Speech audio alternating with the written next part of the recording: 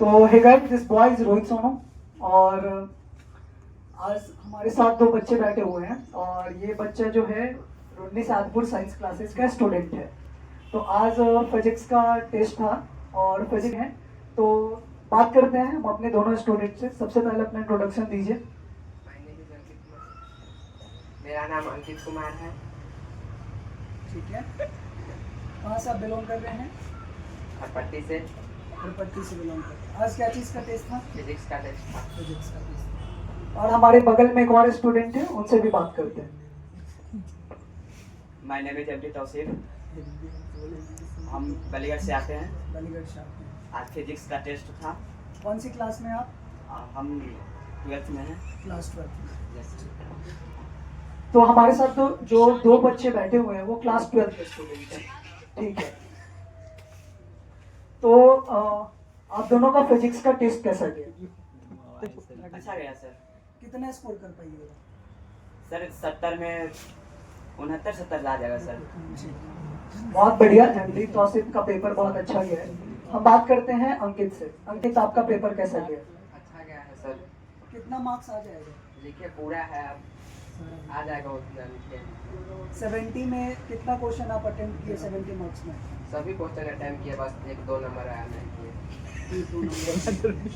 ठीक है, तो अंकित का 1 से 2 मार्क्स का बस रह गया है, बाकी 68 तक कंप्लीट है। तो हमें लगता है कि ये 68 मार्क्स तक स्कोर कर सकता है।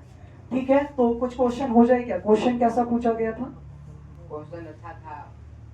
जो हम आपको पढ़ाए थे, क्या समझ में आया है टेस्ट का क्वेश्चन? पूरा समझ में आया सर। कैसा लगा था क्लास करने के बाद, और जब आप टेस्ट दे रहे हैं तो कैसा लगा था? 2 लाइन में इसको बताइए। बहुत अच्छा लग रहा था, क्योंकि जितना पढ़ के आए थे वही सब आया था सर। जो क्लास में कराए थे वही था पूरा। ठीक है, तो क्लास का ही मैच किया है, बहुत बढ़िया। और तौसीफ, आप भी 2 लाइन में ये बताएंगे जो आप क्लास किए हैं फिजिक्स का, और फिजिक्स का क्लास करने के बाद जो आप टेस्ट में बैठे हैं, तो आपको कैसा लग रहा था? मतलब क्वेश्चन बन रहा था, नहीं बन रहा था, इजी लग रहा था, मॉडरेट, हार्ड, कैसा लग रहा था मतलब पढ़ने के बाद? सर फिजिक्स पढ़ने के बाद आपसे सर एग्जाम में बैठे तो लग ही नहीं रहा था कि एग्जाम दे रहे हैं। बहुत आसान क्वेश्चन था, बहुत इजीली, बहुत अच्छा से बन गया सर। सभी क्वेश्चन बनाए।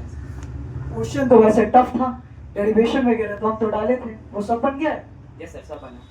तो क्या लगता है वो डेरिवेशन में फॉर्मूला आपका आ गया था? Result, final result? Yes sir, पूरा आया। चलो, तो बहुत बढ़िया। यानी कि डेरिवेशन सर, आपका डेरिवेशन कैसा गया था? मेरा डेरिवेशन बहुत अच्छा गया है सर। आप मुझे बता सकते हैं कि डेरिवेशन जो है, वो डेरिवेशन में कौन कौन डेरिवेशन था इलेक्ट्रोस्टैटिक्स का? क्वेश्चन का नाम बताइए। डेरिवेशन में था electric field due to dipole moment at axial point, electric field due to dipole moment at equatorial point, electric potential due to dipole moment at general point.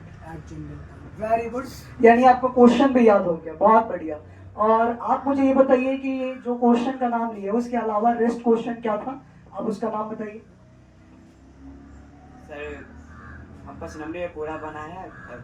इसका last का question था electroscope है, इसका diagram भी बनाना था, पूरा बनाए हैं। और 2 नंबर में था, पूरा सब बना लिया। वेरी गुड, बहुत बढ़िया। तो आसिफ, क्या आप मुझे बता सकते हैं 1 2 3 जितना भी आपको क्वेश्चन याद है, क्वेश्चन बस क्वेश्चन याद है जो 2 मार्क्स में क्या क्या पूछा गया था, क्या आप मुझे बता सकते हो सारा क्वेश्चन? सर विद्युत क्षेत्र पूछा हुआ था सर, कूलम्ब्स का नियम पूछा हुआ था, और विद्युत क्षेत्र रेखाएं के गुण पूछा हुआ था, और यस सर इतना। तो ये सारे क्वेश्चंस थे। क्या आप और मुझे बताएंगे जो ये क्वेश्चन बताए हैं उसके अलावा और क्या क्वेश्चन पूछा गया था 2 मार्क्स में? मेथड ऑफ चार्जिंग था, relation between electric field and potential field का था सर, और रिलेशन भी था, डिफरेंस भी था। किसके बीच डिफरेंस था? Electric field and potential. अच्छा, क्या आप मुझे बता सकते हैं what is the relation between electric field and electric potential? Sir electric field vector E is equal to minus dq upon dx। और difference? Electric field vector quantity है, electric potential scalar quantity है sir. इसका electric field का formula होता है के Q upon are square, और इसका होता है v is equal to W upon Q naught. Very good, बहुत बढ़िया। तो इसका क्वेश्चन काफी मतलब बढ़िया गया, एग्जाम बढ़िया गया है, क्वेश्चन भी अच्छा ही पूछा था। चलिए तो हम एक क्वेश्चन आपसे पूछते हैं, मेथड ऑफ चार्जिंग। कोई बॉडी को चार्ज किया जाता है, कितने मेथड से चार्ज किया जाता है किसी बॉडी को?